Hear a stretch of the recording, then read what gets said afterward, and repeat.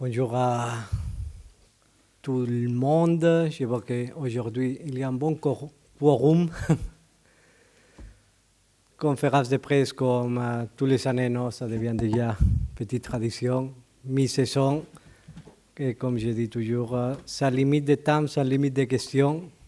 Toujours ici pour répondre à toutes les questions que vous avez. Et on peut faire même, dans ce cas, discussion très ouverte sur tous les sujets que vous souhaitez pour analyser un peu l'actualité du club. Alors, Karim Attab, je vous demanderai à chaque fois de vous présenter le média avant chaque question. Merci beaucoup. Et surtout, pardon pour le retard à tout le monde, ma faute. Bonjour Président, Karim Attab pour Maritima. On ne se connaît pas trop, donc je me présente. Bonjour. Non, je voulais, en introduction, bien entendu, tout le monde aimerait vous entendre sur le bilan sportif en premier lieu, de ce que l'on a pu vivre avec l'Olympique de Marseille en Ligue 1, en Ligue des Champions. Comment vous avez vécu, vous, cette première partie de saison et sur quoi vous avancez pour la suite? Non, parfait. Si je dois analyser les bilans sportifs qu'on fait du football, et ça c'est la chose la plus importante, si je dois analyser, je crois que ces périodes de l'année, après les matchs en championnat contre Monaco, ça nous reste encore un match officiel à jouer dans une compétition importante pour nous, que c'est la Coupe, ce prochain dimanche. Je crois qu'avec la hauteur que ça te donne une fois que tu analyses le déroulé de la saison, je peux la diviser en 3 parts, complètement, selon ma opinion, qui sont aussi normales. En période de compétition jusqu'au 1er septembre, dans lequel, en plan mercato, il y a de différentes choses qui se passent, spécialement avec une recherche du équilibre pendant les mois d'août. Ce que j'ai dit publiquement aussi en privé, il y a une saison qui commence le 1er septembre, une fois que le mercato était terminé, avec un mercato naturellement dans lequel tout le monde on l'analyse, dans lequel ce n'est pas la situation optimale comme club, dans lequel je me prends les responsabilités avec une arrivée tardive de différents joueurs pour de différentes circonstances. Je crois qu'on a commencé la saison après septembre avec un optimisme important qui nous donne les matchs au Bernabéu, que ça te permet d'avoir aussi le premier match septembre contre Lorient, qui enchaîne avec Bernabéu, dans lequel je crois qu'on a commencé avec beaucoup d'enthousiasme, beaucoup de positivité, que c'est un peu les deux mots dans lesquels on veut lancer la saison et aussi les messages qu'on veut donner comme club. Je crois qu'après, on est arrivé à la trêve internationale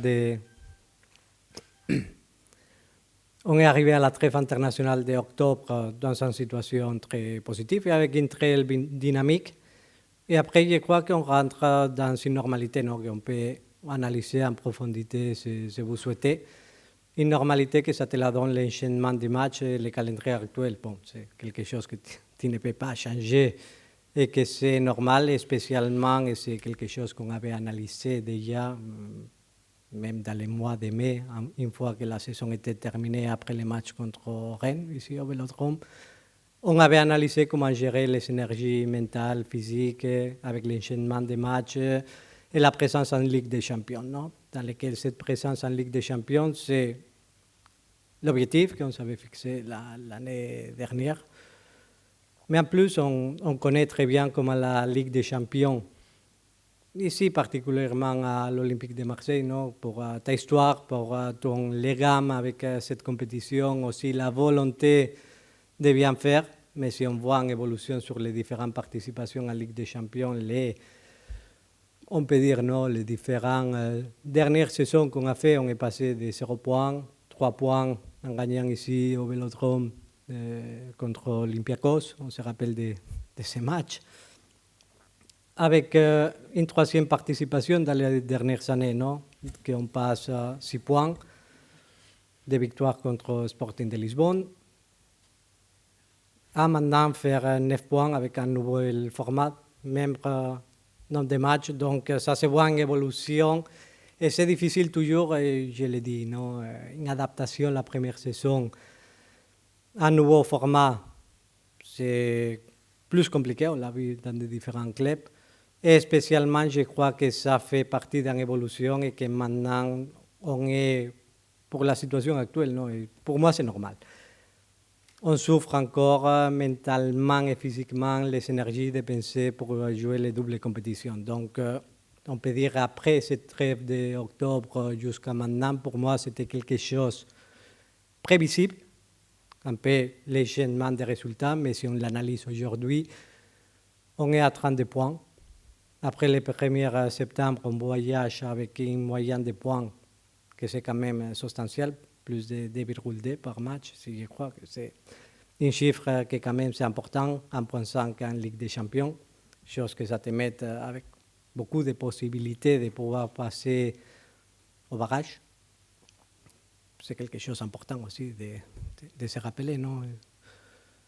Et je crois, je suis content. Je crois qu'on est dans la normalité de ce qu'on souhaitait en faisant de bons résultats.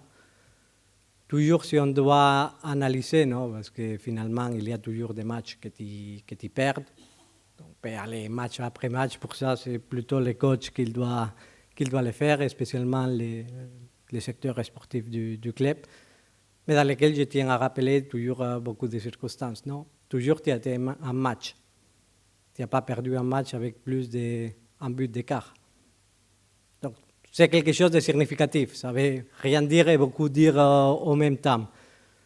Si j'analyse globalement la situation, je crois que c'est une situation pour être content, pour être fier de comment se sont passées ces premières parties de la saison. Je suis content.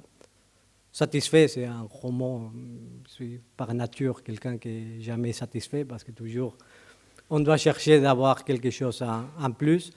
Mais c'est notre ambition et de comment on affronte ces deuxièmes parties de compétition avec un mois de janvier très important. Si on les prend avec la particularité du mois de janvier, et naturellement bien finir le mois de décembre avec un bon match en coupe contre Bourg-en-Bresse dimanche, dans lequel, bon, hier on regardait tout le monde à la maison, non, la coupe espagnole, et tu vois la difficulté toujours qu'ils sont, même les grandes équipes, de porter les résultats dans cette compétition. Non.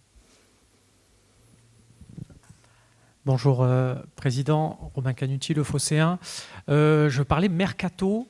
Je vous ai écouté au micro du diffuseur. J'ai bien compris le message avec la possibilité, pourquoi pas, de rééquilibrer le budget, la masse salariale en fonction des opportunités pour ce mois de janvier. Moi, j'ai une question sur parfois les recrues. On sait qu'il y a eu 12 recrues. C'est beaucoup de joueurs et donc ça augmente aussi mécaniquement la marge d'erreur. L'an dernier, il y a des joueurs comme Eli Wahi, comme Lilian Brassier.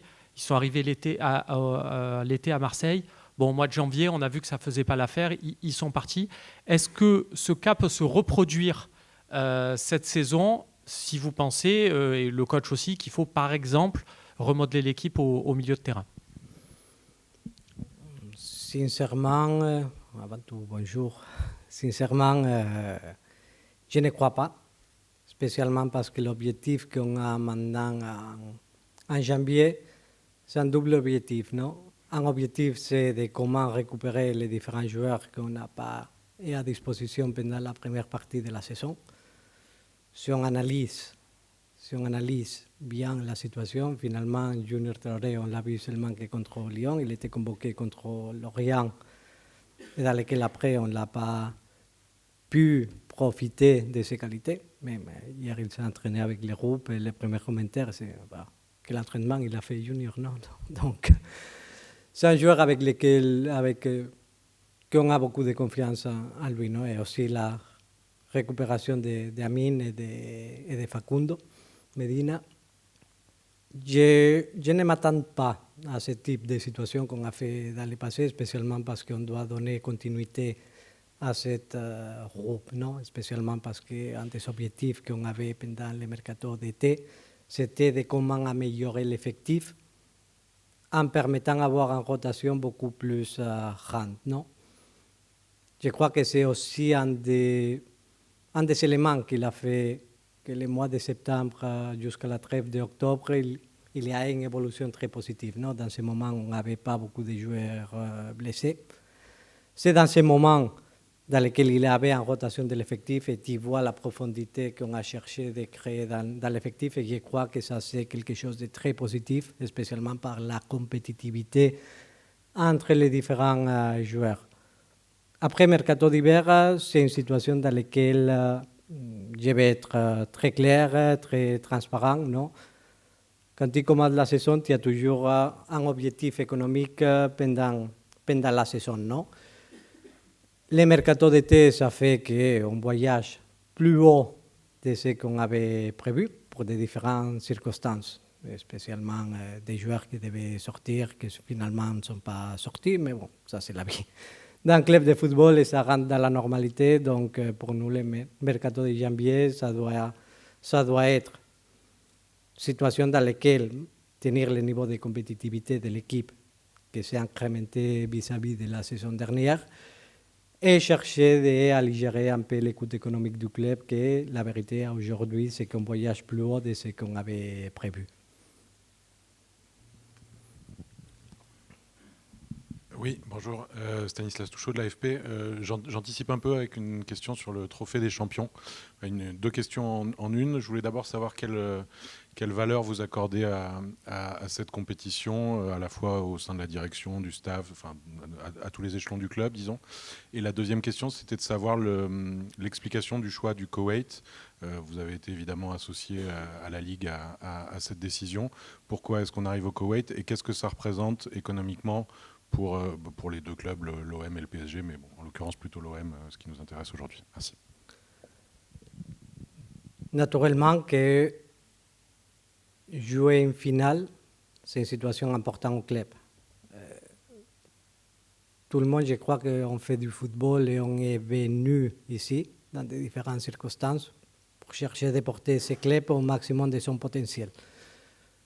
Et naturellement que tout le monde fait du football à un certain niveau pour chercher de gagner des trophées. Donc, c'est ambition, c'est aussi, si on peut le dire, non, une situation dans laquelle jouer en finale et jouer pour un titre, c'est toujours important. Donc, pour nous, jouer une finale et une situation dans laquelle pouvoir ramener un trophée au club depuis 2012, c'est une situation quand même que ça nous tient beaucoup à cœur dans ces compétitivités, en sachant que naturellement jouer contre Paris Saint-Germain, c'est une situation dans laquelle on a vu tout le monde les résultats d'hier, même dans un autre finale. Non?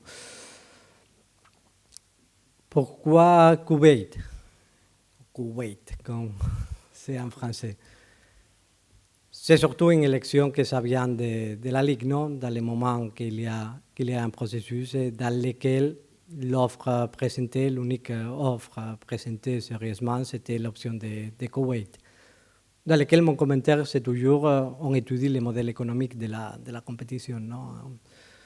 Il y a des différents raisonnements dans le football. Non? Et je cherche un peu de l'analyser en titre dans sa façon générale. Si on se dit un trophée des champions, c'est bien pour tout le monde et pour tous les différents supporters de pouvoir jouer en France, d'être à côté de notre public. Bon, je le défends toujours, non? Il n'y a pas jamais cette option. Chose que je peux comprendre dans le monde du football actuel, dans le moment que tu vois les différents développements, s'il y a un intérêt commercial de jouer au Koweït, à niveau de ligue, c'est toujours une situation importante, non, pour le développement de ton produit, aussi pour l'Olympique de Marseille, du développement à l'international dans des autres territoires. Modèle économique, encore, on n'a pas les chiffres officiels, mais surtout, je crois que toutes les différentes communications, ça nous porte vers un budget généralisé de 3 millions quelque chose d'euros, si je ne me trompe pas, dans lequel il y a une distribution pour les coûts opérationnels d'organiser la compétition, plus une répartition égale entre les deux clubs participants. Ce n'est pas un modèle économique, naturellement, qu'on peut comparer à l'organisation actuelle de la Supercoupe, qui commence aujourd'hui en Italie, et celle de l'Espagne, qui sont un modèle économique beaucoup plus fort. Et nous, comme Ligue, on est obligés aussi à penser comment on peut faire pour améliorer la valeur commerciale, que c'est une compétition quand même intéressante, je crois aussi, vis-à-vis des spectateurs. Non? Bonjour Pablo, Mathieu Grégoire pour le groupe L'Équipe. Je voulais revenir sur le mercato, même en étant prudent, malin sur les moyens. Est-ce que vous avez identifié quand même quelques postes où vous pensez que vous pouvez améliorer l'équipe sur ce mercato d'hiver, qui est un mercato de correction? Et la deuxième, c'est la presse italienne évoque beaucoup le cas Hochberg, notamment du côté de la Juve. Est-ce que c'est un sujet pour vous ou pas du tout? Bonjour. Sur la première question, je cherche d'être clair, non, à fixer à la direction sportive, aussi communiquer au coach un objectif économique qu'on a. Donc, s'il y a des différentes circonstances dans lesquelles on améliore l'objectif économique, que ça va être la première prémisse dans ce cas, dans le mercato d'hiver, naturellement que tout ça, que ça dépasse, il y aura une marche toujours pour chercher l'amélioration de l'équipe. Non? Et on est obligé aussi à chercher tout le temps de comment chercher d'améliorer l'équipe.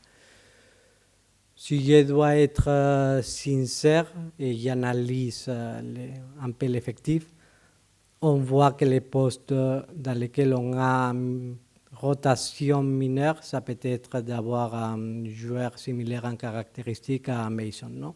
Dans lequel on voit que Mason il va avec un minutage très haut. Son évolution au sein de l'équipe, il a fait que il peut jouer à de différentes positions. On l'a vu pendant cette saison aussi avec des différentes modalités. Donc, dans un point de vue holistique, et en disant très clairement que l'objectif, quand même, est de chercher d'alléger un peu les coûts de l'équipe dans ce moment. S'il y a après des possibilités, en fois de faire cet exercice de responsabilité comme manager, je crois que dans ce cas, c'est nécessaire d'avoir ces joueurs offensifs en plus.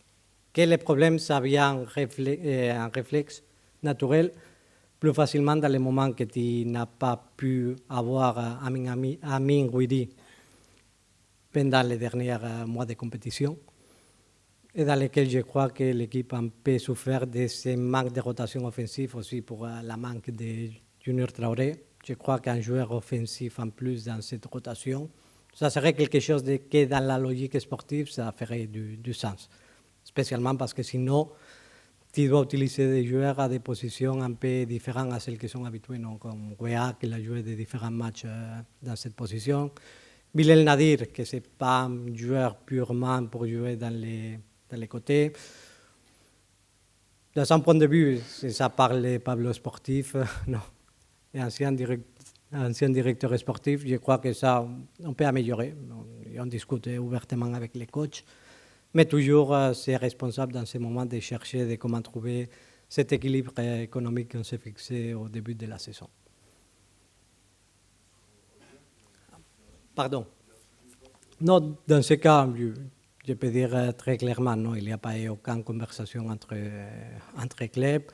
On lit dans la presse, mais notre position est ferme. On ne veut pas, dans ce mercato d'hiver, se priver d'aucun de nos joueurs importants dans l'effectif dans ce moment. Donc, il n'y a aucune possibilité que Pierre, dans ce cas, même si ça arrivait la possibilité, qu'aujourd'hui, ce n'est pas sur la table, pour être clair, ça pourrait sortir, mais je ferme complètement la porte.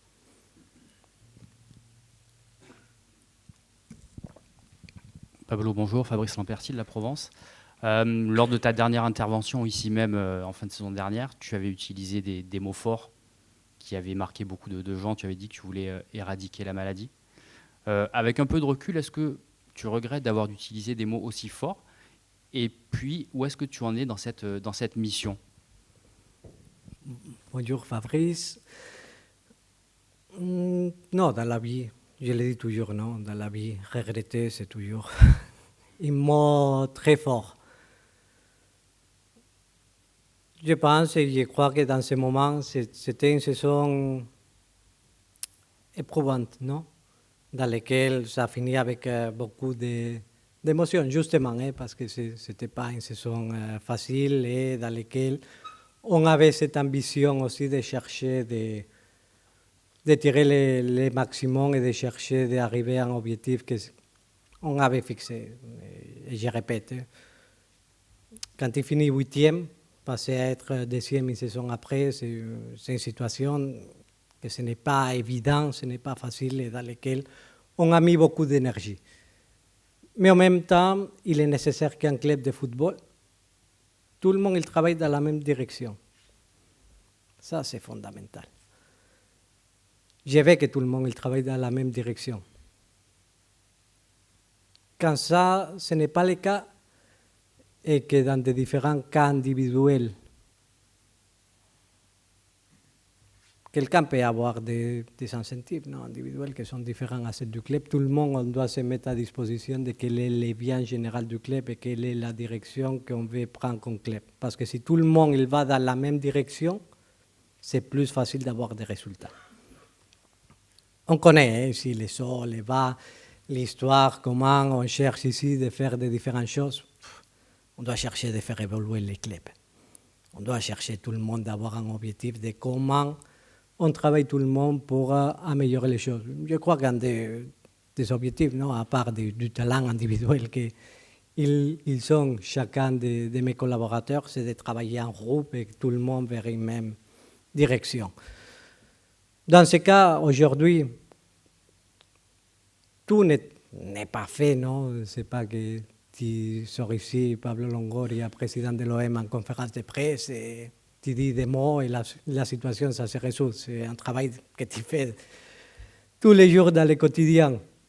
Dans ce cas, vis-à-vis c'était en mai, notre conférence de presse, je suis beaucoup plus content de la situation du club aujourd'hui. Je crois que le club, depuis un moment, il est rentré dans un processus de transformation vers une bonne direction. Non, on parle beaucoup, des fois, pas de résoudre les problèmes d'hier, sinon de comment faire demain pour construire quelque chose. Et dans ce cas, je crois que l'évolution est très positive.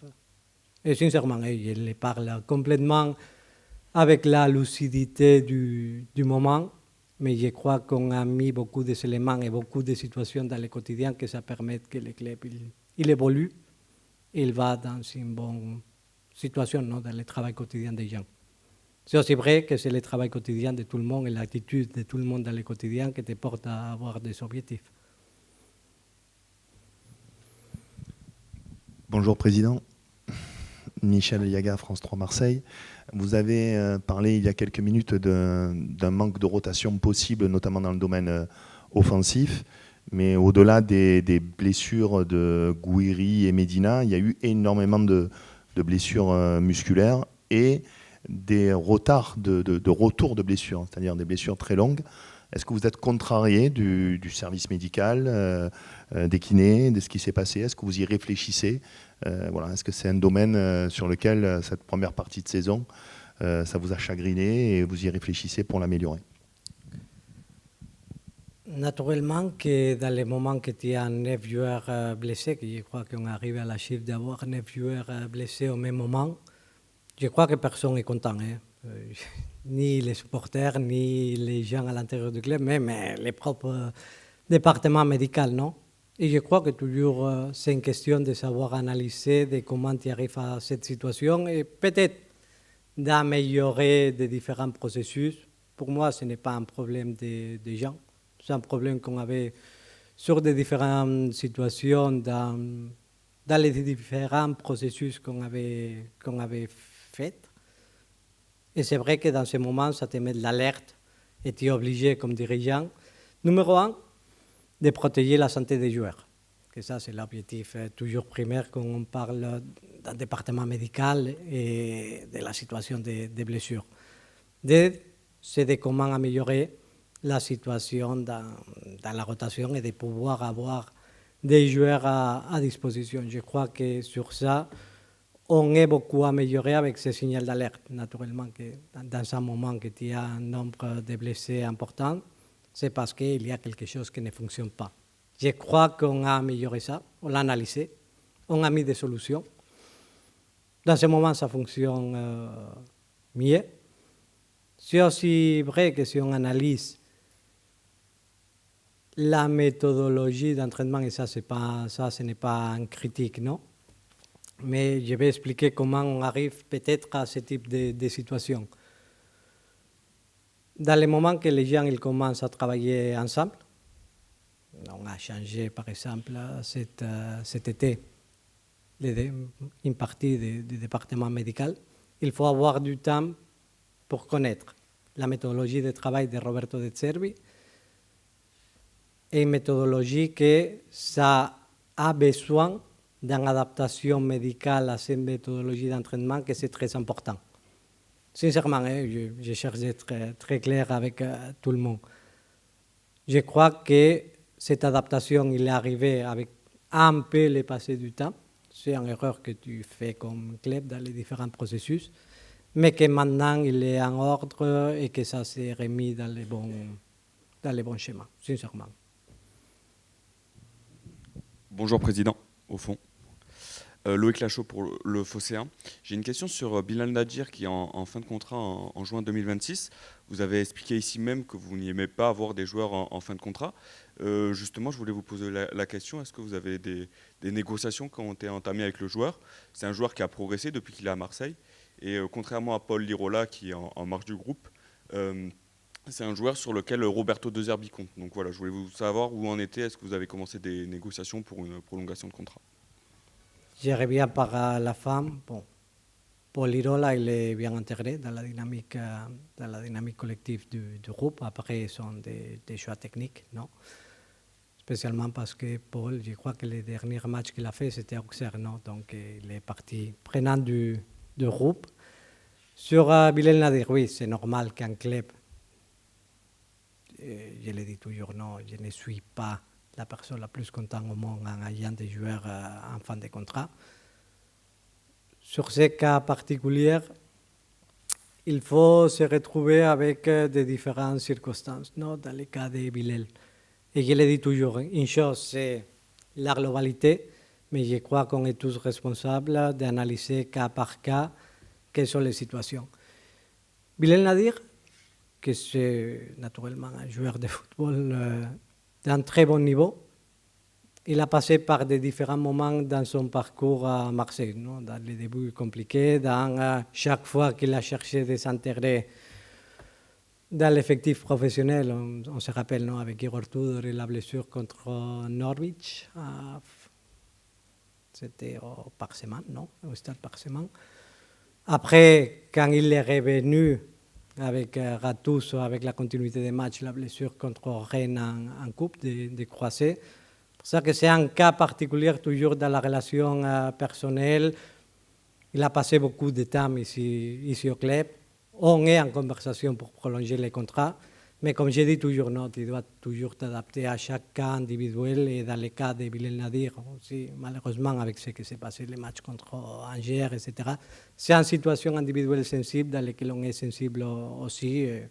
Sincèrement, on est content de ses performances, on est content du niveau des joueurs. Il y a des conversations qu'on espère que ça va arriver à bon terme. Sincèrement, c'est le souhait du club. Pablo, bonjour, Bruno Blanza de Radio France et donc ici Provence. Sur le même thème, mais avec l'entraîneur Roberto De Zerbi. Manifestement, vous en êtes très, très satisfait, l'ensemble du secteur sportif. Y a-t-il des négociations pour une prolongation de contrat, des discussions? Est-ce que vous souhaitez le prolonger d'ores et déjà ou pas? Ou est-ce que ça ne discute pas pour le moment, s'il vous plaît? Avec Roberto, c'est une situation pour moi très claire, non? D'un côté, moi comme président, et je crois que tout le monde au club, ce qu'on souhaite, c'est qu'il continue beaucoup d'années ici à l'Olympique de Marseille. Et je le dis très clairement, j'espère qu'il peut être l'entraîneur de l'Olympique de Marseille pendant beaucoup d'années. J'espère tout le temps que je puisse continuer ici à travailler au club, qu'il sera mon entraîneur. Je suis content, sincèrement, je suis plus que content. Surtout parce que je crois qu'il est l'entraîneur idéal pour l'Olympique de Marseille. Et avec le passé du temps, quand il connaît pas seulement l'entraîneur que tu le vois travailler, quand il connaît la personne, chaque jour je suis plus content de pouvoir travailler avec lui. Avec ce type de personnes qui sont d'un niveau extraordinaire dans son travail. Je crois que si tout le monde fait une liste à niveau européen entre les meilleurs entraîneurs d'Europe, il peut être dans beaucoup de listes comme un des meilleurs entraîneurs d'Europe. Non, c'est toujours, pour moi, d'avoir des conversations sincères. Je ne crois pas que c'est le moment en pleine compétition toujours de parler de l'avenir. Que je souhaite que cet avenir soit très important et soit très long à côté de lui. C'est d'avoir une conversation très sincère, dans les moments opportuns, de voir si tous les incentives individuels, que je crois que pour Roberto, pour comment il se trouve ici à Marseille, aussi, il commence à parler français, non? Donc c'est un bon signal aussi sur comment il est content et sur sa adaptation ici et de comment il veut se projeter dans l'avenir.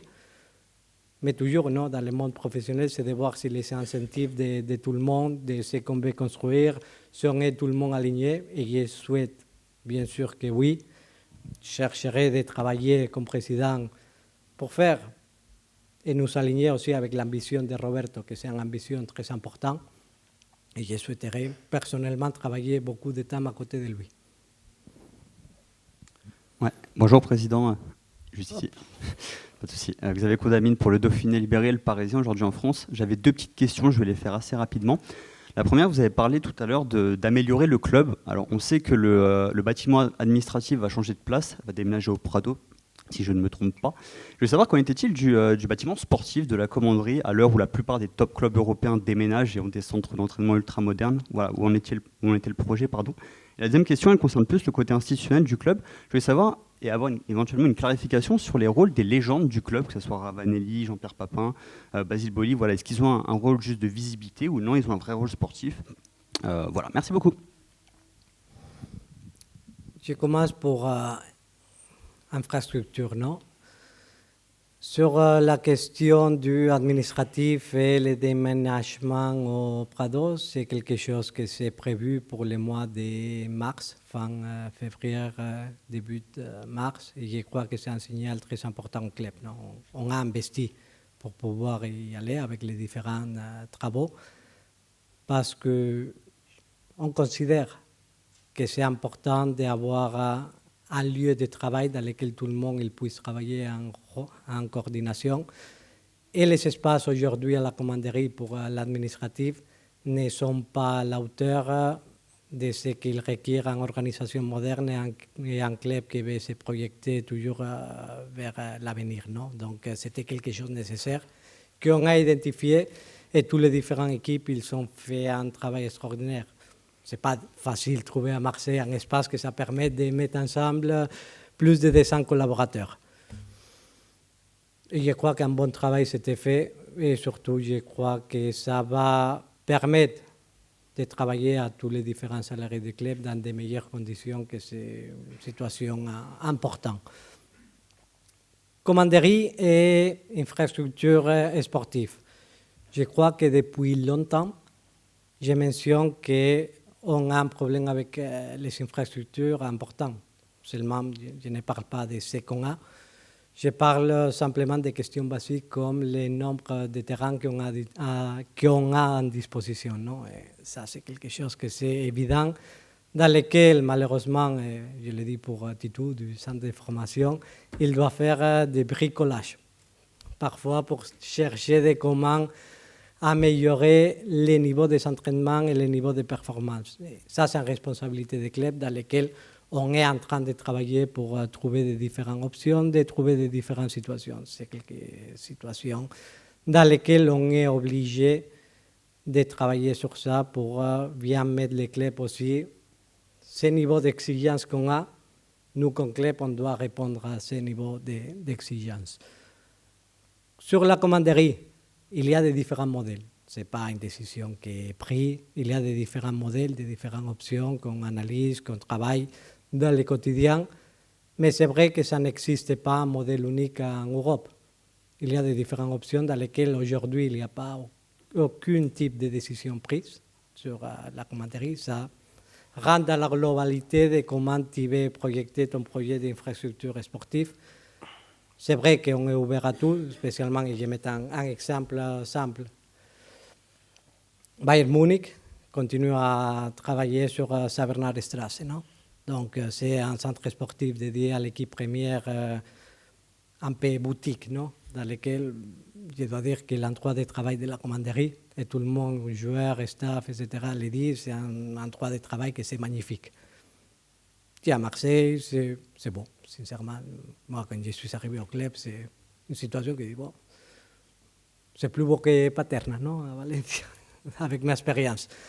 Donc, c'est mettre ensemble toutes les différentes questions dans lesquelles la décision finale, il n'y a pas une décision finale, spécialement parce qu'il y a beaucoup de situations à mettre en commun.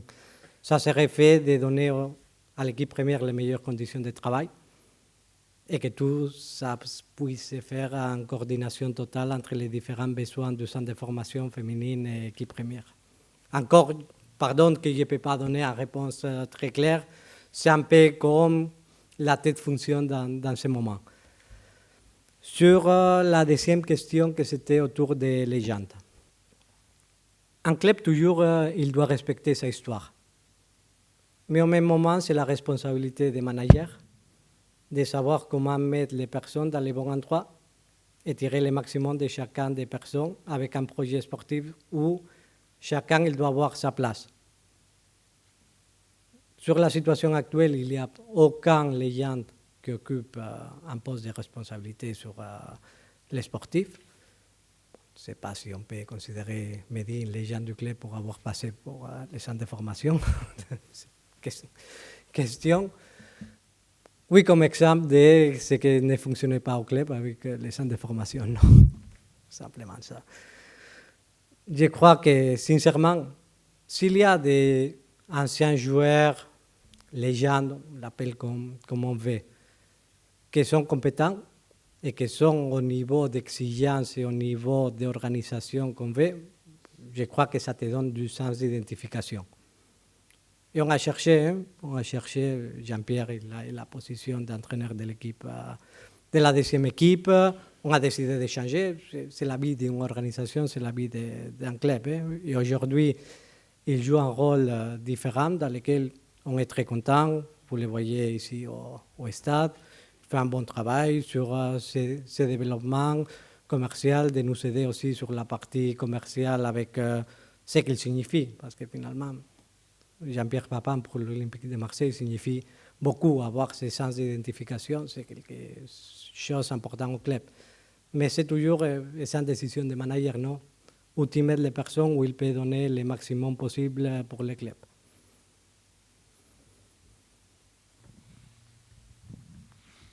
Bonjour, Michel Garrossiot, journal de la Marseillaise. Moi, je vais rebondir, là, vous avez parlé du centre de formation. On voit que cette année, les jeunes semblent un peu plus sollicités. On les voit régulièrement avoir du temps de jeu avec les pros. Ils ont réussi à se distinguer en Youth League. Donc, est-ce que pour vous, c'est un signal que le centre de formation doit aussi bénéficier d'un apport en moyens pour permettre de jouer son rôle d'alimenter l'équipe pro? Naturellement, c'est un signe important, un signe pour moi d'évolution, de progression, non? Dans lequel on est très content. Et parfois, on ne le dit pas assez, non? C'est une situation aussi du courage et aussi d'avoir une même vision, non? Je vais être un peu provocatif, non? Je crois que si après le match contre Newcastle, le résultat n'était pas cel qui était, Roberto De Zerbi il passe ici comme je ne sais pas quoi pour avoir mis Bacola titulaire ce match. Comme j'ai dit, après avec les journaux du lendemain, c'est toujours très facile, avec la radio, avec les différents sites, d'analyser, non? Mais je crois que c'est de travailler avec cohérence et tout le monde en unité. Je crois qu'il y a une évolution importante.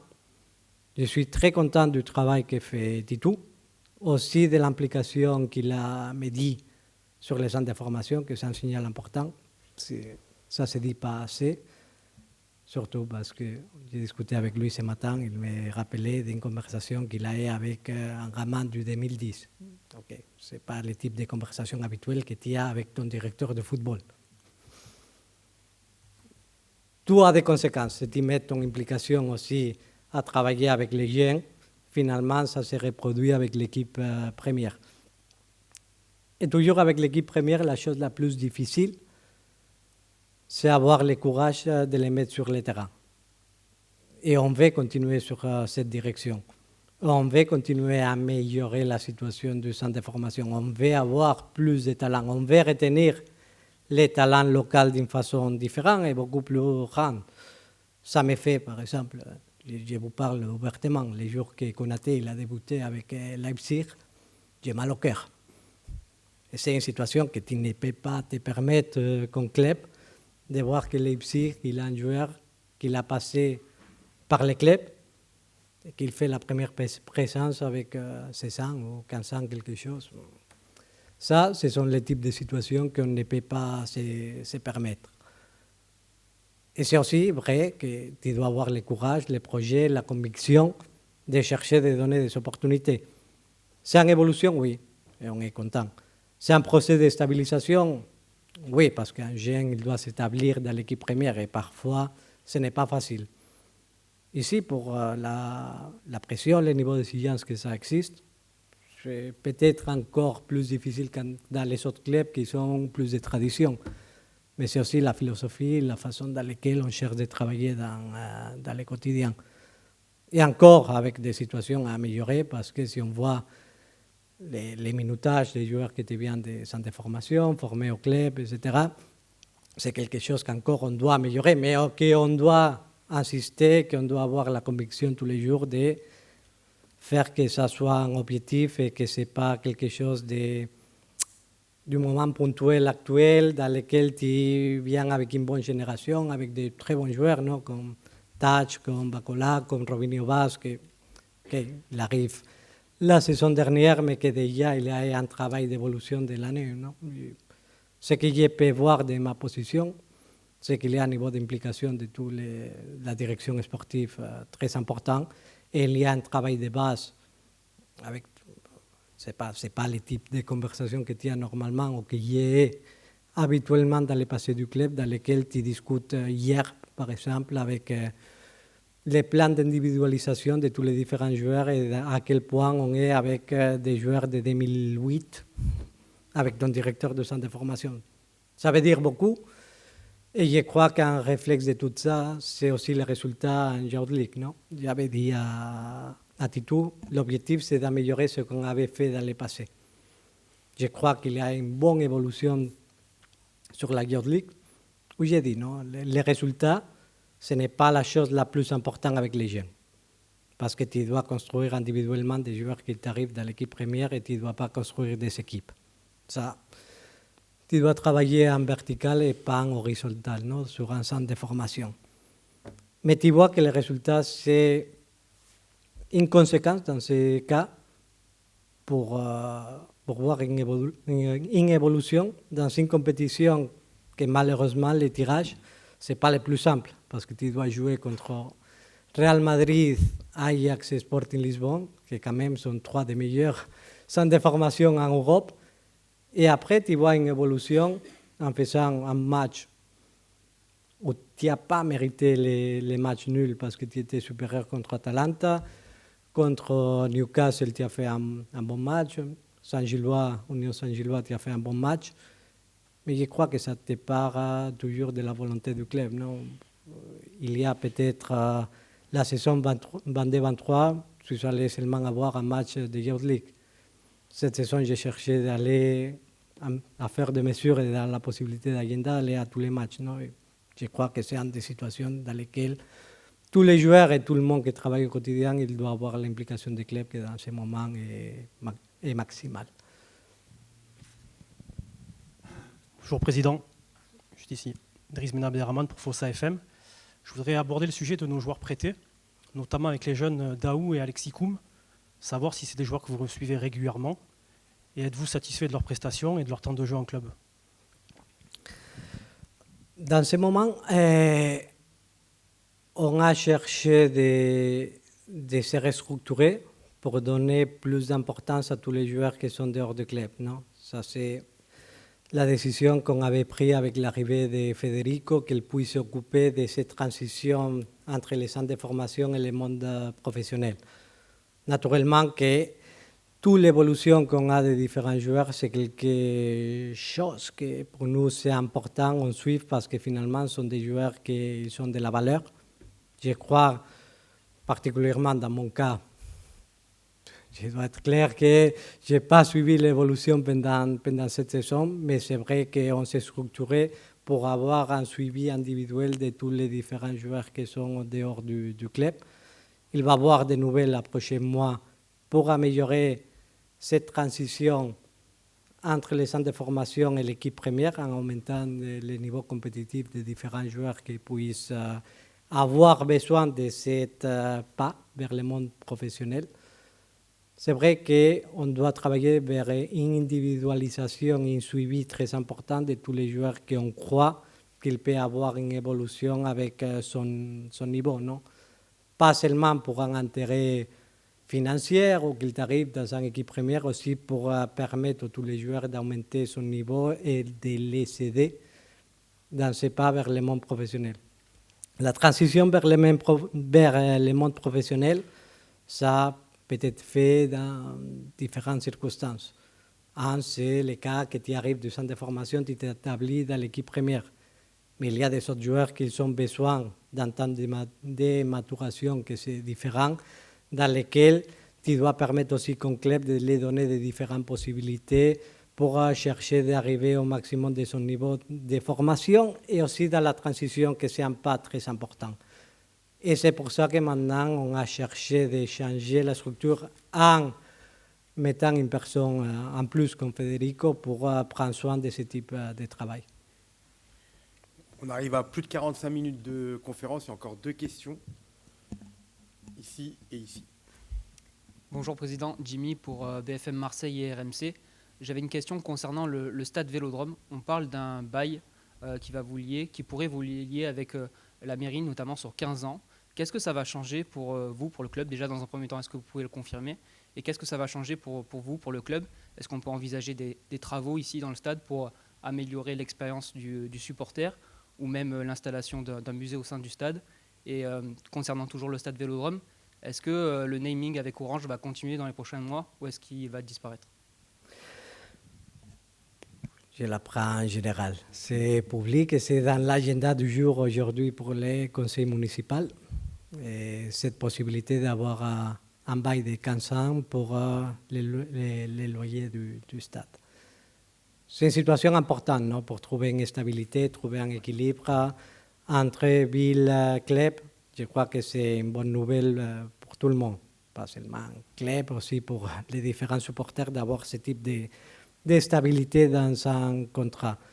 Ce qui te permet de faire ce type de duration du contrat, c'est de pouvoir avoir une orientation beaucoup plus grande, avec un horizon temporaire important, pour pouvoir faire les différents types de travaux, d'investissements qu'on a besoin d'avoir au stade.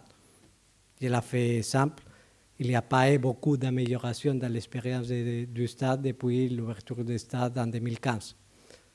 C'est normal qu'après 10 ans, le stade il doit évoluer. Non? Et en plus, je l'ai dit très ouvertement, non? C'est un stade que ce n'est pas pensé avec une optimisation totale de tous les différents revenus commerciaux. Et nous, comme club, maintenant, on doit chercher de travailler.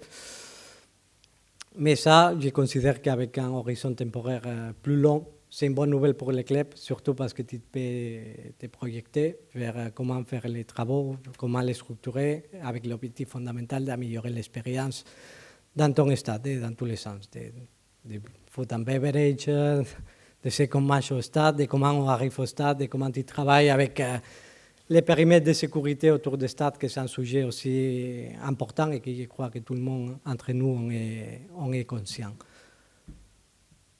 Si on doit parler de vision du club, ce n'est pas seulement stade, non? Je crois qu'on est tous oublier que c'est du bien commun, hein, des supporters, des citoyens, du club, aussi de trouver une logique de comment tu peux travailler dans tous les périmètres autour du stade, que c'est une des situations maintenant avec lesquelles on doit penser la vision du club autour de tout ça, parce que c'est de s'adapter aussi aux moyens de comment fonctionnent les clubs européens qui sont en stade en centre-ville.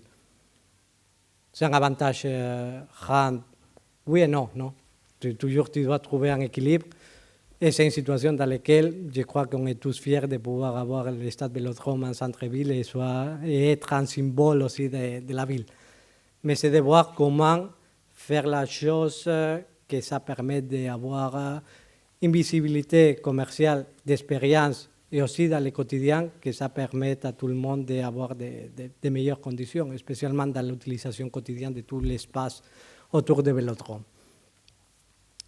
Je ne lierai pas seulement la question du musée à une question de 15 ans dans le stade, non? Spécialement parce que tu dois penser, OK, un musée qui est le meilleur endroit où tu peux positionner un musée.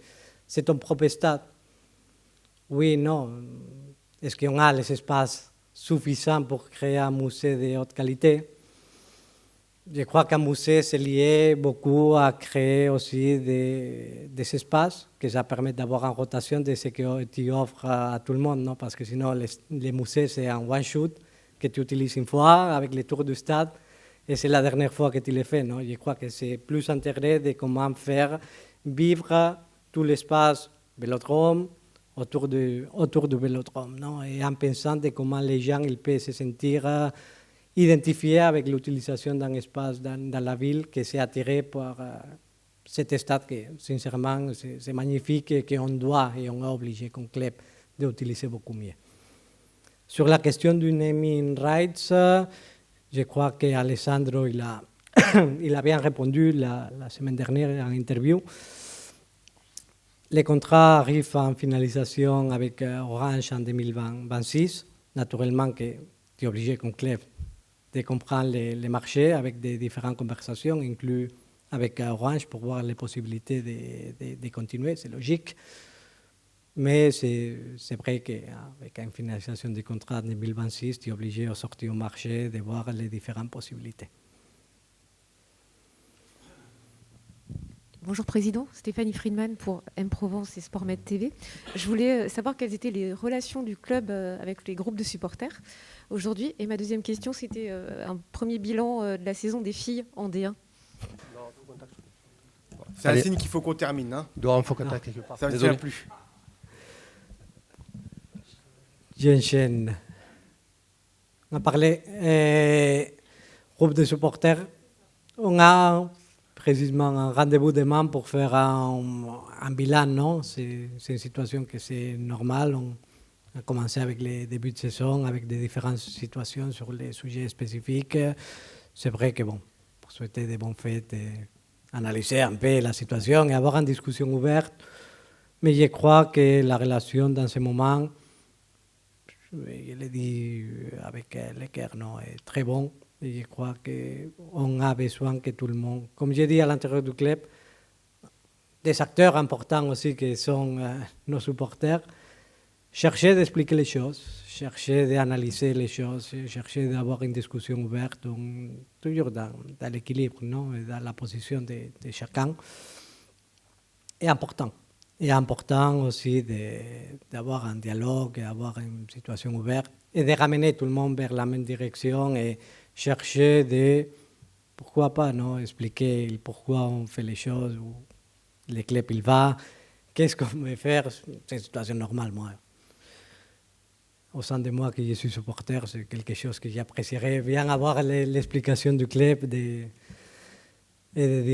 dirigeants. Non? Et comme j'ai dit toujours, je crois que la position toujours d'un dirigeant, c'est que tu reçois un cadeau, que c'est la passion de tes gens. Et que ta responsabilité, c'est de la protéger et de faire avec ces cadeaux la meilleure des choses possibles pour le bien du club. Non? Donc, dans cet équilibre, chercher que tout le monde il comprend les choses et de ramener tout le monde vers une même direction, c'est important. Féminine, et que c'est un point. Bon, j'étais pas content de commencer un match 10 minutes en retard. Mais il y a un équilibre pour tout dans la vie, non? Donc, entre les utiliser, vous savez bien ma opinion là-bas, non? Utiliser pas, tu dois respecter toujours ta identité, ton ADN, ce que ça signifie. Et si on peut dire aussi la façon de faire de chaque club, attention, je comprends. Mais de là-bas, commencer 10 minutes en retard en match, il y a un équilibre. Avec la malchance qu'il avait tellement d'humidité. Normalement, ça t'arrive toujours ensemble. Question féminine. C'est une situation à être attentif dans l'évolution, non? C'est une situation dans laquelle il y a des différents changements pendant la saison.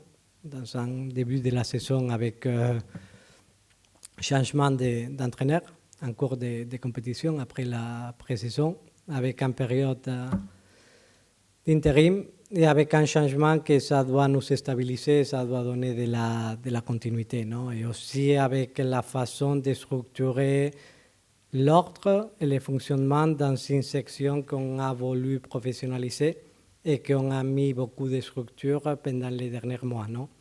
Dans ce moment, le point numéro 1, c'est de trouver un équilibre entre toutes les différentes personnes pour tous les différents changements et des renforcements qu'on a donnés à la section, non? Avec l'indépendance de la section pour que ça aide à professionnaliser la section en incluant un directeur sportif, un directeur du centre de formation, avec Corinne qui est arrivée, ça va nous donner des choses positives et on est satisfait du travail de Corinne pendant les premiers mois. Ça, c'est une question plutôt vers Stefano dans le quotidien, dans lequel je cherche de donner une direction et je cherche d'être une personne d'aide, non?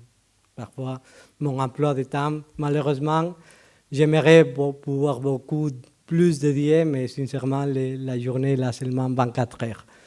Ce que je peux faire voir, c'est l'évolution. Moi, je suis confiant, non? Et je cherche de l'analyser.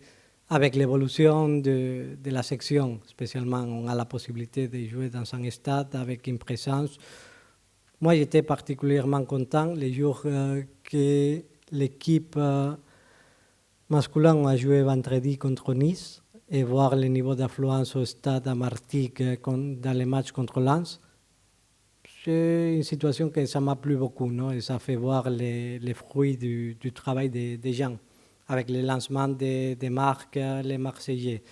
Chercher d'avoir ton public, parce que je n'aime pas que la section féminine soit un appendix du masculin et que toujours doit fonctionner comme quelques situations politiques. Je crois vraiment dans le développement du football féminin, avec sa indépendance, avec son propre public et en prenant toutes les énergies avec tous les supporters du club, parce que finalement on fait tous partie de la même famille que c'est l'Olympique de Marseille. Essayer d'utiliser toutes les différentes énergies avec un public plus intéressé. On voit que la population dans le football masculin, le football féminin, il y a une évolution parfois différente avec des publics différents. C'est de créer ton propre public, que c'est normal. Rajouter tout le monde qui est intéressé avec tous les parapluies, non, de la famille olympique de Marseille, que tout le monde, on peut voir qu'il y a une évolution et que tout le monde il est fier de ce qu'on fait ensemble. En tenant toujours un component d'identité très fort, parce que je crois que le football féminin a besoin d'une identité très forte et avec une stratégie propre. Au même moment, si on parle de sportif, je suis confiant, non? Je suis confiant de l'évolution de la saison. C'est vrai que les derniers résultats n'ont pas été les plus positifs, ou ceux qu'on souhaitait, mais au même moment, je vois une évolution importante, spécialement dans la professionnalisation et structuration. Et Stefano, je tiens à le dire aussi publiquement, est en train de faire un travail extraordinaire, non? Merci beaucoup. Je vous invite à passer de l'autre côté pour partager un petit moment ensemble. Oh. Ça fait une heure là. Non, pas de limite de questions, pas de limite de temps. On continue, on peut continuer. Moi je continue. Attends, parce qu'il n'a pas encore posé. Oui, voilà. Bonjour, Président. Benjamin Courme, Football Club de Marseille. Une question sur Mason Greenwood. On a vu encore toutes ses qualités sur cette première partie de saison. Est-ce que c'est un joueur sur lequel vous voulez miser sur les saisons à venir, construire autour de lui un OM ambitieux. Est-ce que vous pouvez faire un point au niveau de sa situation vis-à-vis de Manchester United, si vous détenez désormais 60% des droits du joueur, avec une possibilité d'augmenter encore cette part? Sur la situation contractuelle, Olympique de Marseille a aujourd'hui 60% des droits économiques des joueurs, naturellement 100% des droits sportifs, avec une possibilité avec qualification en prochaine qualification en Ligue des Champions d'augmenter de 5%. Comme ça, je suis clair, parce que parfois, cette information est un peu floue. 60% avec une possibilité de rajouter un 5% additionnel pour arriver jusqu'à une totalité de 65%. Dans ce cas, on est très content de l'évolution de Mason, non? Très content. Je crois que c'est un travail dans le quotidien de tout le monde sportif, spécialement dans son évolution, dans son jeu. On connaît les talents, non? Mais le travail que fait Roberto De Zerbi avec lui, c'est un travail extraordinaire. Et je tiens à dire aussi la prédisposition de Mason, dans laquelle il cherche toujours d'améliorer son niveau et d'augmenter, on peut dire, comment il vit le football dans une façon collective. Et c'est, je crois, l'évolution de Mason qu'il a plus évolué. Moi, je suis content quand il fait but, mais chaque fois que je vois qu'il va au pressing et qu'il cherche à récupérer un ballon et tout ça, ça me rend un double plaisir avec lui.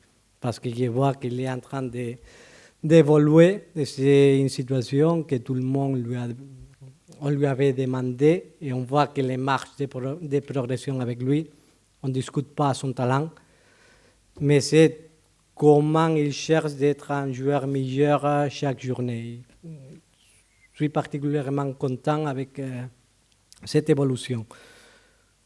Et avec une situation dans laquelle on est conscient d'avoir un joueur important, très important même, de se mettre au service du collectif avec une amélioration importante et naturellement d'avoir une continuité avec lui, que c'est souhaitable de la partie du club. Non? On sait que difficilement dans le football d'aujourd'hui, il y a des joueurs déterminants. Mais pour avoir des joueurs déterminants, il doit avoir aussi un collectif, parce que le football se joue, je sache encore, à 11, non? Ce n'est pas un sport individuel. Et c'est de comment mettre dans les meilleures conditions possibles un joueur que tout le monde est conscient dans le quotidien qu'il est différent, avec un talent extraordinaire, non? Je crois que dans ce moment, c'est l'évolution individuelle et l'évolution collective qui lui porte à ce niveau dans lequel on est content, on sait qu'on a un très bon joueur et sur les ambitions du club et la continuité du club, on est très content de pouvoir avoir et continuer à travailler avec Mason, non? Pablo, tu l'as dit tout à l'heure, tu es un ancien directeur du football qui est devenu président. Depuis 2 ans, tu travailles avec un directeur du football, Mehdi Benatia. Est-ce que tu peux nous expliquer comment votre relation de travail a évolué et comment est-ce que vous répartissez le travail au quotidien avec notamment ce mercato qui approche? Je crois qu'on est des personnes complètement complémentaires. Difficilement, je vais le dire, non? Difficilement, tu peux trouver des directeurs dans ce moment dans le football avec les qualités de Mehdi. Et je crois que pour nous, c'est très important de travailler dans ces coordinations que tu mentionnes, spécialement parce qu'on a des caractères très différents. Je crois que tout le monde se rend compte. Mais je crois que si on est capable tous les jours d'alimenter cette symbiose, pas seulement avec Mehdi, parce que je crois que la symbiose entre les coachs, ton directeur de football et le président, c'est un des signaux très importants ici au club.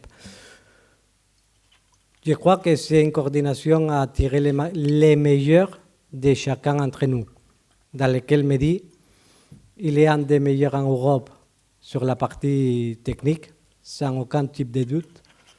Je ne pense pas qu'il y ait un meilleur directeur de football pour l'Olympique de Marseille.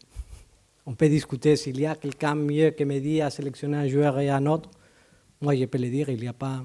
C'est le meilleur directeur de football fait pour travailler ici à l'Olympique de Marseille. Avec toutes les particularités pour le bon et pour le mauvais. On les connaît tout le monde, moi aussi.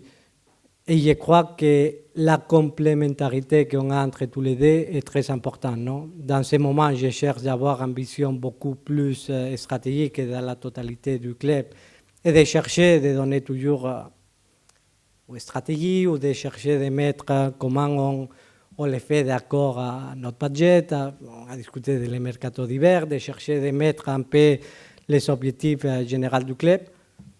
Et au même moment, me dit d'être très concentré sur ce qui se passe dans les terrains et dans lesquels, si je peux me permettre, la dédication qu'il a dans le quotidien avec la relation avec les joueurs, la relation avec les coachs, la relation entre tous les différents parties prenantes qui influent sur la performance sportive de l'équipe est très important avec une dédication du temps et du cœur.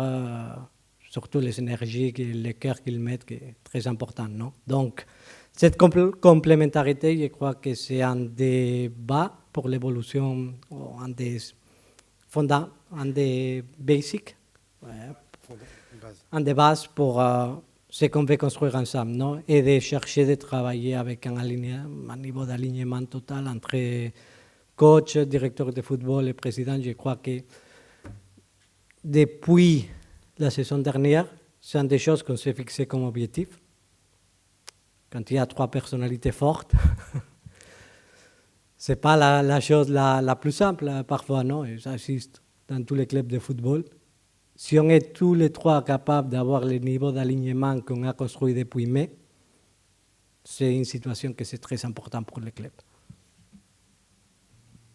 Dans lesquels on a amélioré beaucoup et dans lesquels on dit on s'est fixé la règle de chaque 3-4 semaines de chercher d'aller à dîner et pas parler de football et parler de la vie. C'est important, travailler avec des personnes avec lesquelles tu t'entends très bien et que tout le monde on peut être complémentaire. Président, là, toujours au fond. Dans le bilan que vous avez fait de cette première partie de saison, donc vous avez dit qu'il restait un match à gagner dimanche en Coupe de France. Vous avez parlé aussi de la difficulté d'être sur tous les tableaux, notamment au moment du mois de novembre, octobre-novembre, il y a eu ces enchaînements qui sont un petit peu compliqués. L'OM n'a pas gagné de trophée depuis 2012. Il y a peut-être la possibilité d'en gagner un dès le mois de janvier, mais est-ce qu'il est vraiment envisageable en termes d'objectifs pour vous? Est-ce que vous vous positionnez véritablement? On a ce serpent de mer, comme on dit à Marseille, la Coupe de France depuis 1989, on n'arrive pas à la gagner. Alors bien entendu, les dirigeants ne sont pas sur le terrain, mais la volonté véritable de cet Olympique de Marseille 25-26, est-ce que c'est d'aller chercher, pas coûte que coûte, mais un trophée et cette Coupe de France surtout? C'est ce que les supporters attendent. Hein. C'est toujours une question compliquée, non? Et je crois que je vais faire une réflexion générale, non? Je crois que comme club, et nous, à niveau des projets, on doit sortir du drame. Et je le dis très clairement. Mais attention, ce n'est pas une critique à vous, tout le contraire, non? Chacun est libre de dire les choses. Mais si on passe pour l'Olympique de Marseille, à pas motivation, à pas gérer les moments finaux quand tu peux te mettre premier au classement parce que tu as reçu un but contre Angers à la 4-20, 6e, et après contre Toulouse en touche. Que bon, ça n'arrive pas souvent de recevoir des buts dans un touche, dans un moment important à niveau psychologique de la saison. Mais quand on gagne à Union Saint-Gilloise, on gagne à Monaco, c'est un miracle. Pardon, je ne cherche pas à individualiser, mais que c'est bon, il doit demander pardon à tout le monde pour avoir gagné ce match. Il doit trouver un équilibre.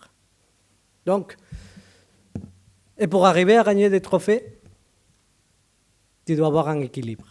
Parce que sincèrement, une des choses dans lesquelles on doit améliorer tout le monde, mais tout le monde qu'on va dans la même direction. Et après, je crois que c'est important que tout le monde, on cherche d'avoir de la patience.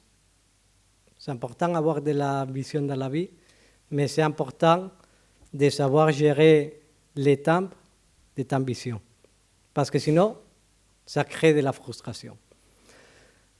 On doit apprendre à souffrir, on doit apprendre à gérer la pression, on doit apprendre qu'il y a des différents pas qu'on doit faire si on veut être en équipe stable. Tous ces différents pas, tu les gagnes en jouant beaucoup la Ligue des Champions. Malheureusement, dans le football actuel, plus tu gagnes la Ligue des Champions, plus tu gagnes. Plus tu arrives à jouer la Ligue des Champions, plus tu as des revenus, plus tu as des joueurs d'un certain niveau, plus tu as de l'expérience et tu as acquis de la maturité. Historiquement, et je parle ouvertement, ça nous a fait beaucoup de mal, la différence qu'il y a entre les expectatives ici et ta réalité. Et c'est important d'avoir de l'ambition, d'avoir des expectatives, et c'est fruit de l'identité, de l'histoire, de ce que tu signifies comme club. C'est un club très populaire. Mais c'est notre responsabilité aussi que ton niveau actuel, et c'est pour ça qu'on travaille dans le quotidien, cherche d'améliorer. C'est pour ça qu'on change de joueurs, ce n'est pas une autre chose. Tu cherches de changer parfois des joueurs pour augmenter ta réalité. Tu cherches de travailler dans le quotidien pour chercher d'augmenter ta réalité et que cette sonnerie soit la mineure possible. Parce que comme ça, le club il va fonctionner beaucoup mieux. Dans les moments que tu as stabilité, tu augmentes ton niveau, tu es plus mature quand tu dois jouer les différentes compétitions, tu acceptes de gérer les moments négatifs. Les moments négatifs, ce n'est pas le contraire d'arriver au succès absolu où tu veux arriver.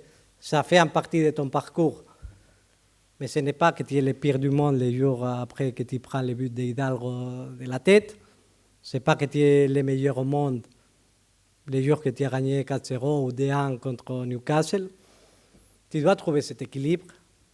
Tu dois te projeter en sachant qu'il y a une évolution.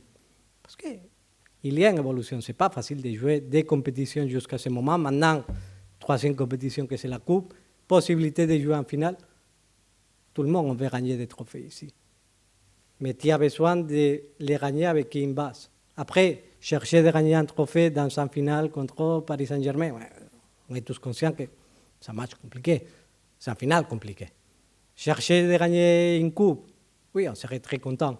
Ça va te dépendre de ta maturité quand tu dois être compétitif, potentiellement à jouer la compétition en étant en vie avec tes objectifs de deux autres compétitions. Tu dépends beaucoup du tirage, tu dépends de beaucoup de facteurs, mais tu dois être stable, tu dois être mature, tu dois chercher d'avoir une évolution avec ton niveau, avec avoir un effectif qui est complémentaire, qui est compétitif, un effectif qui est beaucoup plus profond de ce qu'on avait la saison dernière.